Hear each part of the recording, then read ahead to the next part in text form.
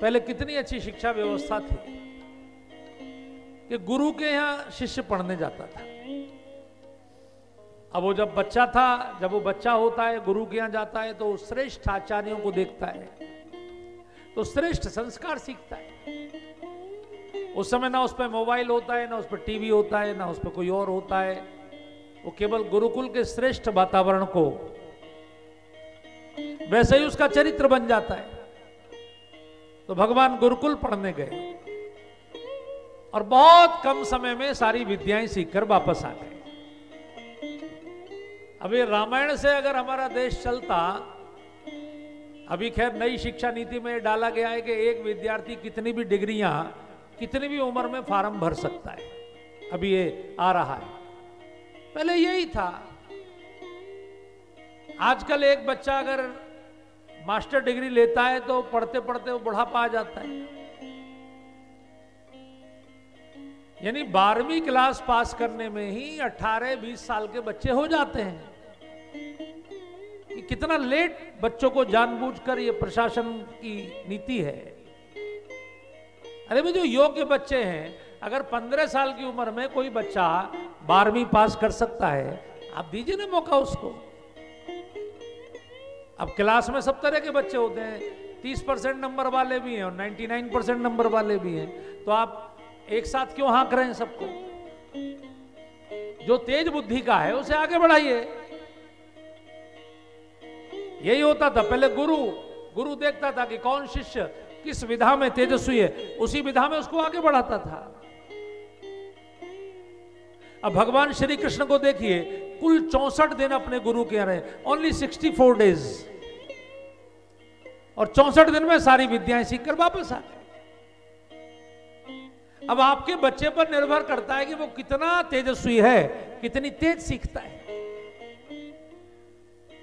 इसलिए भगवान, उस शब्द पर आपने ध्यान दिया होगा, अल्पकाल विद्या सब आई, अल्पकाल में आ गई। यहां जो स्कूल से जुड़े हुए लोग बैठे हैं, अगर उनको समझ में आए तो करके देखिए। अंग्रेजों ने हमारी गुरुकुल की पद्धति को समाप्त किया। 7.5 लाख गुरुकुल थे, ये भारत के गजट में लिखा है। ईस्ट इंडिया कंपनी ने जब अपना सिस्टम शुरू किया, उस समय 7.5 लाख गुरुकुल थे और किसी को फीस नहीं देनी पड़ती थी। सारे गुरुकुलों के बगल में जो गांव होते थे, गुरुकुल के बच्चे मैंने खुद देखे, हर गांव के हर घर में एक एक घड़ा रख जाते थे और पूर्णमासी के दिन आते थे। हर मां भोजन बनाने से पहले एक मुट्ठी आटा उसमें डाल देती थी।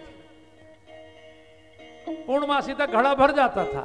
पूर्णमासी को गुरुकुल की गाड़ी आती थी, बैलगाड़ी, और वो सबके घर से घड़े खाली करके और वो अपनी बोरी में भर के ले जाते थे, घड़े को रख जाते थे फिर से, और सारे बच्चों का भोजन उसी से हो जाता था। बिल्कुल कोई खर्चा नहीं था। इतनी सुंदर व्यवस्था, सरकारी बजट का 1 पैसा भी खर्च नहीं होता था।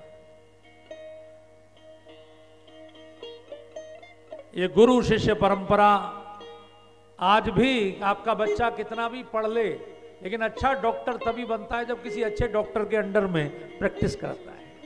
अच्छा वकील तभी बन पाता है जब किसी अच्छे वकील के अंडर में प्रैक्टिस करता है। अच्छा मिस्त्री भी कार का, स्कूटर का, मोटरसाइकिल का तभी बनता है जब बचपन से ही किसी अच्छे मिस्त्री के अंडर में काम सीखता है, तब बनता है। गुरु शिष्य परंपरा से ही व्यक्ति डेवलप होता है। हम लोग कथा करना सीखे, अपने गुरु के चरणों की सेवा की कई साल, अपने आप सीख गए। गुरु शिष्य परंपरा का देश है। भगवान गुरुकुल में पढ़कर आए। आज भी अगर आपको अच्छे गुरुकुल देखने हो तो सबसे मेरा निवेदन है, कभी अपने बच्चों को घुमाने ले जाइए। महाराष्ट्र में एक गुरुकुल है, कन्हेरी मठ, ध्यान में रखिए, कन्हेरी, ये कोल्हापुर के पास लगभग 25 किलोमीटर में फैला है वो मठ। उसके जो स्वामी जी हैं, सन्यासी हैं, IIM से MBA करने के बाद सन्यासी बने।